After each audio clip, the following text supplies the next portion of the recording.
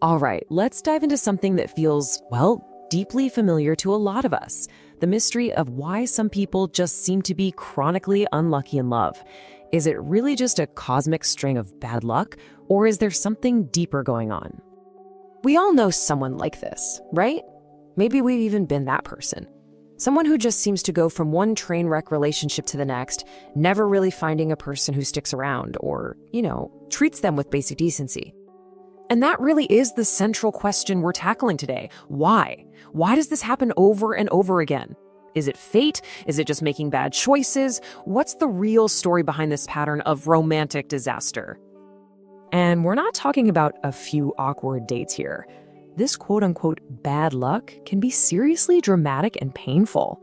I mean, imagine finding out the person you're with is already married, or they just ghost you completely, or even worse, they turn out to be dangerous. Now, when you hear stories like that, your first instinct, your very human instinct, is just sympathy. It sounds like an absolutely unbelievable run of terrible luck. But what if it isn't really about luck at all? Okay, this is where we're going to flip the whole script. We're moving away from this passive idea of luck and towards something much more active. Even if it's unconscious, we're talking about curation. Because at a certain point, you have to admit that bad luck can only explain so much.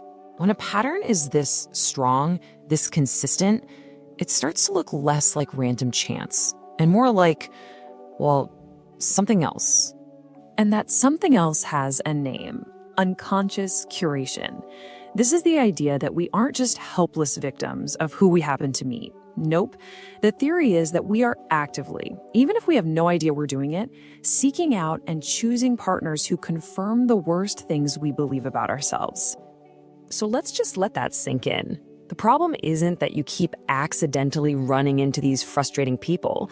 The idea is that, on a deep, subconscious level, you're actually inviting them in, while at the same time, you're probably pushing away the kind, stable ones. This leads us to a really fascinating and kind of backward piece of this whole puzzle. How could that possibly be true? Well, the answer is in this strange psychological twist. What happens when kindness itself starts to feel like a threat? I mean, just stop and think about that for a second. What actually happens in the mind of someone who, deep down, really doesn't like themselves when they're on the receiving end of real, genuine kindness and affection? The answer is not what you'd think. And here's where you can really see the disconnect. A partner does something lovely, right? They make breakfast in bed, but for the person with deep-seated self-loathing, the internal monologue is all suspicion. Why are they being so nice? What do they really want? A cute nickname doesn't feel sweet, it feels like a lie. It just doesn't match up with how they see themselves. So ultimately, their partner's kindness gets filtered through this lens of self-hatred. It's met with the same suspicion and disdain that the person feels for themselves. Because if you truly believe you're worthless, then anyone treating you like you have worth must be either crazy, lying, or stupid. So, if kindness feels so threatening, what feels comfortable? This is the other side of the coin, and it's a really tough concept, but it's crucial: the strange, twisted comfort of cruelty. Let's just walk through how this warped logic works. It all starts with that core belief: I'm no good. So when a partner comes along and treats them badly, it doesn't create confusion, it creates confirmation. Their mean behavior perfectly lines up with a person's own negative view of themselves in a really messed up way that feels familiar. It feels logical. It almost feels right. It really all comes down to this. For some people, that sick feeling of getting kindness they're sure they don't deserve is way, way worse than the sting of cruelty they feel they have coming. At least the cruelty makes a twisted kind of sense to them. So what about all those nice, kind, stable people who could be great partners? Well, they often get dismissed with one simple but powerful word: boring. But in this context, boring is actually a code word. It means this person doesn't think I'm a piece of garbage, and that makes me uncomfortable. Okay, so that's the diagnosis, and it's a pretty heavy one. But here's the good news. Just understanding this pattern is the very first step to breaking it. And that brings us to the most important part: actually learning how to accept kindness. So, the huge mental shift we have to make is to reframe what boring means. These people aren't dull. In fact, they might be the most perceptive people you'll ever meet.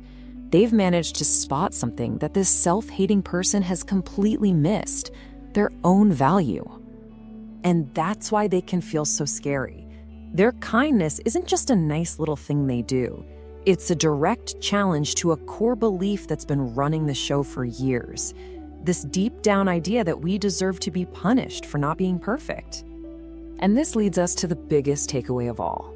The solution to being unlucky in love isn't about getting better at hunting for the right person out there in the world. The real work is internal. It's about that slow, hard, but totally life-changing process of accepting that despite all our flaws, we just don't deserve to be treated badly. So we'll leave you with one last question to really chew on. What if that kind, stable, deeply fulfilling love you think you're looking for has been right in front of you all along, hiding in plain sight as the person you've been dismissing as boring?